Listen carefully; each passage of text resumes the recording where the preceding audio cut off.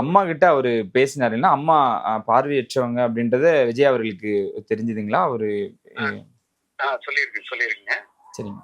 அதுக்கு உண்டான ஏற்பாடும் பண்ற மாதிரி சொல்லியிருக்காங்க. அம்மாக்கும் பண்ணி குடுக்கிறதா சொல்லியிருக்காங்க. ஆமாங்க.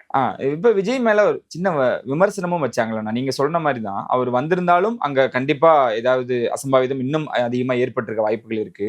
ஆனா விஜய் அவர்கள் வந்து பாதிக்கப்பட்டவங்கள பார்க்கல, பேசல அப்படின்ற ஒரு குறைகளும் சொன்னாங்கல்லண்ணா. அது ஒரு ஒரு பாதிக்கப்பட்டவர குறைகள் சொல்றாங்க.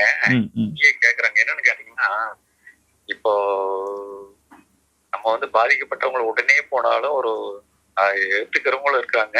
புரியுது. அதாவது ஒரு கோவப்பட்டு ஏதாவது கோவப்படுறவங்களும் இருக்காங்க. புரியுதுங்க. ஆமா, ஆமாங்க. இப்போ திடீர்னு நீங்க வந்தாருன்னு வச்சுங்க.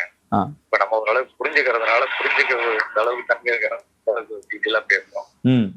இதே கொஞ்சம் வருத்தம் உள்ள ரொம்ப ஒரு போர்ஸான ஆளு புரியாதவங்க என்ன பண்ணுவாங்க, கோவத்துல இந்த மாதிரி ஆயிடுச்சு, என் குடும்பம் ஆயிடுச்சு அப்படிங்கிற மாதிரி வேற மாதிரி ஒரு போயிடுவாங்க. சரி. அது லேட்டா வந்தாலும் பரவாயில்ல. ஏன்னா இப்ப எல்லாருடைய சூழ்நிலையும் யோசனை. புரியுது.